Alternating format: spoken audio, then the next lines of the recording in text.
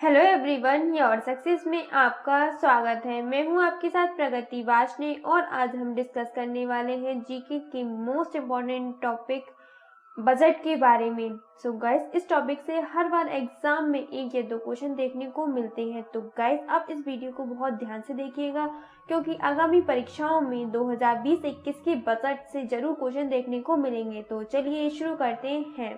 आम बजट 2020-21 किसने पेश किया? आम बजट 2020-21 हमारी वर्तमान वित्त मंत्री निर्मला सीतारमण ने पेश किया है।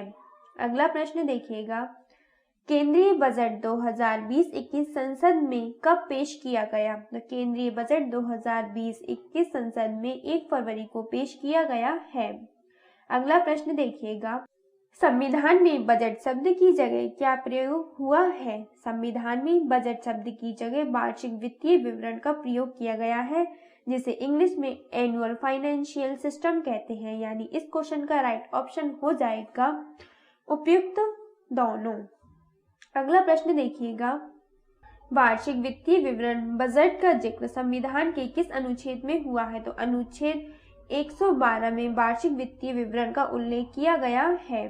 अगला प्रश्न है, हमारे देश की पहली पूर्णकालिक महिला वित्त मंत्री कौन बनी है? तो हमारे देश की पहली पूर्णकालिक महिला वित्त मंत्री बनी है निर्मला सीतारमण, और निर्मला सीतारमण ही भारत की पहली पूर्णकालिक रक्षा मंत्री भी बनी थी। अगला प्रश्न देखिएगा, हमारे देश की पहली महिला वित्त मंत्री कौन है? तो हमारे देश की जो पहली महिला वित्त मंत्री हैं वो थी इंदिरा गांधी। अगला प्रश्न देखिएगा, भारत में किन 3 प्रधानमंत्री ने प्रधानमंत्री पद पर रहते हुए बजट पेश किया? तो जवाहरलाल नेहरू, राजीव गांधी और इंदिरा गांधी, ये तीनों प्रधानमंत्री पद पर रहते हुए इन्होंने बजट पेश किया है। तो आंसर हो जाएगा उपयुक्त सभी।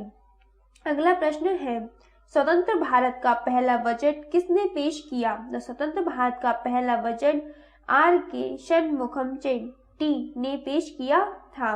किस प्रधानमंत्री ने पहली बार संसद में बजट पेश किया? तो प्रधानमंत्री पद पर रहते हुए पंडित जवाहरलाल नेहरू ने पहली बार बजट पेश किया था। अगला प्रश्न देखिएगा, बजट शब्द की उत्पत्ति किस भाषा से हुई है? तो बजट शब्द की उत्पत्ति फ्रेंच भाषा से हुई है। नेक्स्ट प्रश्न है, भारत में पहला बजट किसने पेश किया था? तो भारत में पहला बजट जेम्स विल्सन ने पेश किया था।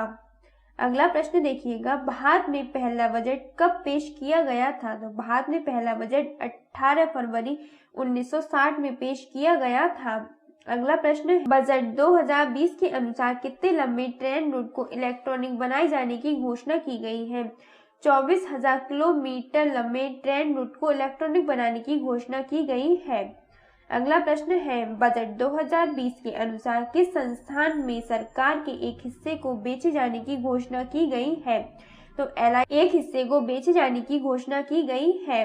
नेक्स्ट प्रश्न है, भारतीय कंपनियों द्वारा भरे जाने वाले डिविडेंड डिस्ट्रीब्यूशन टैक्स यानी कि DDT टैक्स को 15% से घटाकर कितना कर दिया गया है? तो इसे बिल्कुल नील कर दिया गया है, यानी अब बिल्कुल भी टैक्स देने की जरूरत नहीं है।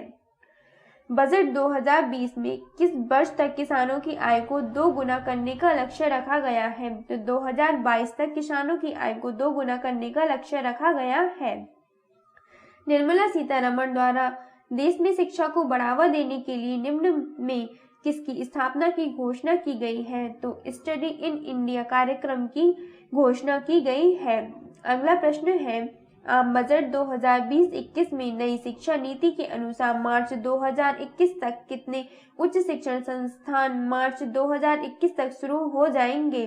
तो 150 शिक्षण संस्थान मार्च 2021 तक शुरू हो जाएंगे। अगला प्रश्न है, बजट की घोषणा अनुसार भारत की अर्थव्यवस्था दुनिया की कौन सी सबसे बड़ी अर्थव्यवस्था है? तो बजट 2020-21 के अनुसार 5वीं अर्थव्यवस्था बन गई है। अगला प्रश्न है, गणतंत्र भारत का पहला बजट किसने पेश किया था? तो गणतंत्र भारत का मतलब आप समझ रहे हैं क्या? कि गणतंत्र भारत 26 जनवरी 1950 के बाद जॉन मथाई ने पेश किया था।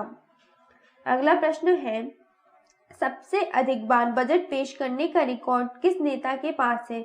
तो मोरारजी देसाई के पास सबसे ज्यादा बार बजट पेश करने का रिकॉर्ड है। और मोरारजी देसाई ने कितनी बार बजट पेश किया था? तो 10 बार मोरारजी देसाई ने बजट पेश किया है। अगला प्रश्न बजट 2020 पेश करते हुए वित्त मंत्री निर्मला सीतारमण ने किस तमिल कवि की कविता सुनाई? तो निर्मला सीतारमण ने तिरुवल्लुवर की कविता सुनाई। अगला प्रश्न देखिएगा, बजट 2020 में शिक्षा के लिए कितने रुपए आवंटित किए गए हैं? 99,300 करोड़ रुपए शिक्षा के लिए आवंटित किए गए हैं। अगला प्रश्न है, बजट 2020-21 पीपीपी मॉडल पर कितनी स्मार्ट सिटी विकसित करने की घोषणा की गई है?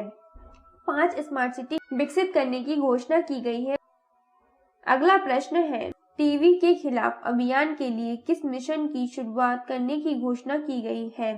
तो इसका आंसर हो जाएगा बी ऑप्शन, यानी टीबी हारेगा देश जीतेगा मिशन की शुरुआत करने की घोषणा की गई है। ऐसी घोषणा की गई है कि 2025 तक इसे भारत से खत्म कर दिया जाएगा। अगला प्रश्न देखिएगा, हर घर तक पाइप से पानी पहुंचाने के लिए कितना बजट आवंटित किया गया है? तो हर घर तक पाइप से पानी पहुंचाने के लिए 3.6 लाख करोड़ का बजट आवंटित किया गया है। अगला प्रश्न है, बजट 2020 में हेल्थ सेक्टर के लिए कितना बजट आवंटित किया गया है? तो हेल्थ सेक्टर के लिए 69,000 करोड़ रुपए आवंटित किए गए हैं। अगला प्रश्न देखिएगा, युवाओं को तटवर्ती इलाकों में रोजगार देने के लिए कितने सागर मित्र केंद्र बनाने की घोषणा की गई है? 3077 सागर मित्र केंद्र बनाने की घोषणा की गई है। अगला प्रश्न है, बजट 2020-21 के अनुसार देश में मिल्क प्रोसेसिंग क्षमता को कितना करने का लक्ष्य रखा गया है? तो मिल्क प्रोसेसिंग क्षमता को 108 मिलियन टन रखने की घोषणा की गई है। अगला प्रश्न है, बजट 2020-21 के अनुसार स्किल डेवलपमेंट यानी कौशल विकास के लिए कितना प्रावधान किया गया है? तो 3,000 करोड़ रुपए का प्रावधान किया गया है। अगला प्रश्न देखिएगा, बजट की घोषणा अनुसार 2014 से 2019 के दौरान भारत का प्रत्यक्ष विदेशी निवेश कितना रहा है? तो भारत का प्रत्यक्ष विदेशी निवेश 284 बिलियन अमेरिकी डॉलर रहा है। अगला प्रश्न देखिएगा, बजट 2020 की घोषणा में दूध, मांस तथा मछली सहित खराब होने वाली सभी वस्तुओं के लिए क्या स्पेशल किया गया है? तो किसान रेल की शुरुआत की गई है। अगला प्रश्न देखिएगा, बजट में कृषि सिंचाई के लिए कुल कितना बजट आवंटित किया गया है? तो कृषि सिंचाई के लिए 1.2 लाख करोड़ रुपए आवंटित किए गए हैं। अगला प्रश्न देखिएगा, 5 लाख तक की आय पर कितना टैक्स देना होगा? तो 5 लाख तक की आय बिल्कुल टैक्स फ्री कर दी गई है, यानी इसका ऑप्शन हो जाएगा डी राइट, 0% टैक्स देना होगा 5 लाख तक की आय पर। अगला प्रश्न देखिएगा, 5 लाख से 7.5 लाख की आय पर कितना इनकम टैक्स निर्धारित किया गया है? 5 लाख से 7.5 लाख तक की आय पर 10% इनकम टैक्स निर्धारित किया गया है। अगला प्रश्न देखिएगा, 7.5 से 10 लाख तक की आय पर कितना टैक्स देना होगा? 7.5 से 10 तक की आय पर 15% का टैक्स देना होगा। अगला प्रश्न देखिएगा, 10 लाख से लेकर 12.5 लाख तक की आय पर कितना टैक्स देना होगा? तो 10 लाख से 12.5 लाख तक की आय पर हमें देना होगा 20% टैक्स। अगला प्रश्न देखिएगा, 12.5 लाख से 15 लाख तक की आय पर कितना टैक्स देना होगा? तो 12.5 लाख से 15 लाख तक की आय पर 25% का टैक्स देना होगा। अगला प्रश्न देखिएगा, 15 लाख से अधिक की आय पर कितना टैक्स देना होगा? तो 15 लाख से अधिक की आय पर 30% का टैक्स देना होगा। अगला प्रश्न देखिएगा, तेजस की तरह कितनी प्राइवेट ट्रेन चलाई जाएंगी? तो तेजस की तरह 150 और प्राइवेट ट्रेन चलाई जाएंगी। अगला प्रश्न देखिएगा, बजट 2020-21 में जीडीपी ग्रोथ का अनुमान कितने प्रतिशत लगाया गया है? तो बजट 2020-21 में जीडीपी ग्रोथ का अनुमान 6.5% लगाया गया है। अगला प्रश्न देखिएगा, अंतरिम बजट को क्या कहा जाता है? तो अंतरिम बजट को mini budget, vote on account दोनों के नाम से जाना जाता है, यानी इसका करेक्ट ऑप्शन हो जाएगा उपयुक्त दोनों।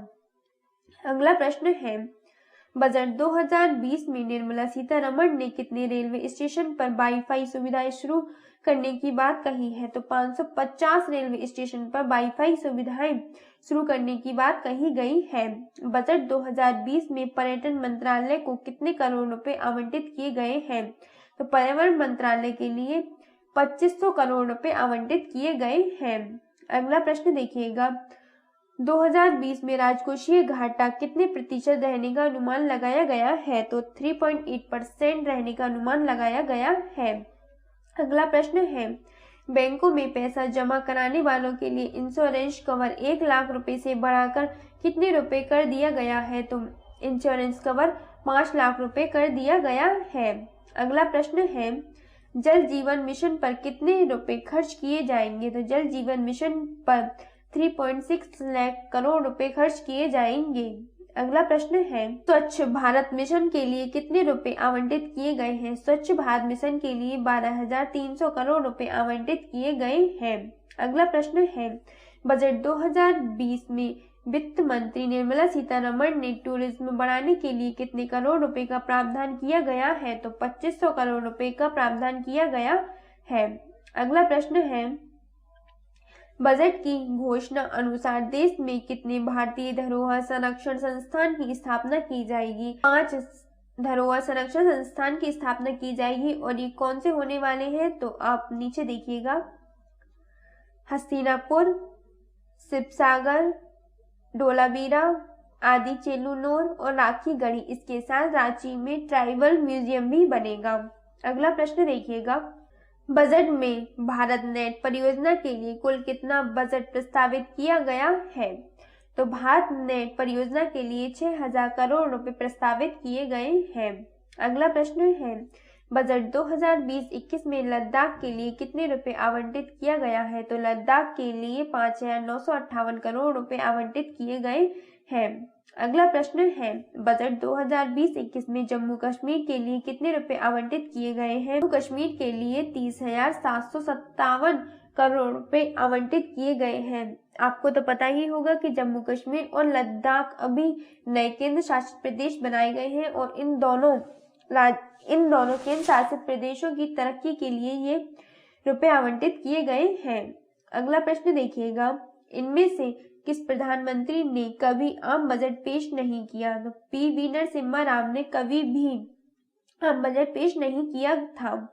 अगला प्रश्न है, किस वित्त मंत्री ने IMF से ट्रस्ट फंड लोन लेने की बात अपने बजट भाषण में पहली बार कही थी? तो आर वेंकटरमण ने IMF से पहली बार ट्रस्ट लोन लेने की बात कही थी। अगला प्रश्न है, इनमें से किस वित्त मंत्री ने केंद्रीय बजट शाम को पेश करने की प्रथा को खत्म करके उसे दोपहर में पेश किया था? तो यशवंत सिन्हा ने ऐसा किया था। अगला प्रश्न है, 1951 से लेकर अभी तक कुल कितनी बार बजट पेश हो चुका है? तो कुल 51 बार अभी तक बजट पेश हो चुका।